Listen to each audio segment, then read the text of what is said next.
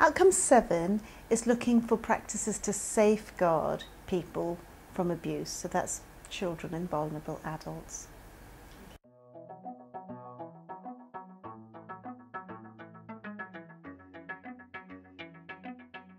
A patient may not overtly experience something with this outcome, but it's in essence looking for the team to be well trained and alert to signs of abuse. As healthcare professionals, it's important that we can recognise signs that we should be concerned about and know what the pathways are for alerting authorities to those concerns if we are worried.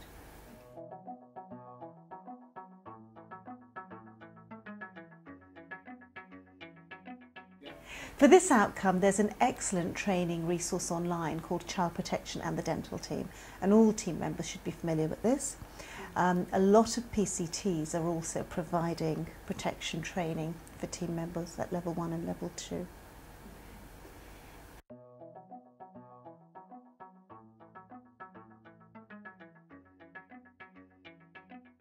The registered manager for this outcome needs to make sure that all team members are comfortable with understanding their obligations around safeguarding.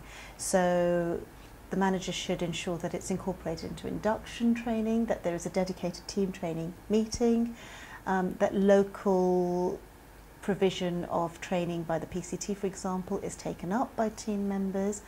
In terms of their HR records, they should ensure that they've got CRB checks, references, qualification checks on people before they engage them, and overall take risk management steps to make sure that the team within the practice is a safe team to work with. If they haven't already done so, practice managers should research their local protection pathways, which should be available from the PCT, and ensure that all team members know them. And one way to do that is to make sure that it's displayed somewhere and easily accessible for the whole team.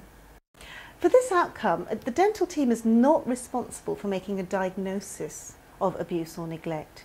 It's just responsible for sharing concerns. So it's important for the practice manager to identify a lead for child protection. That may well be the practice manager. It's also important that every member of the team knows which questions one would ask, who should ask them, and what sort of records need to be kept around safeguarding.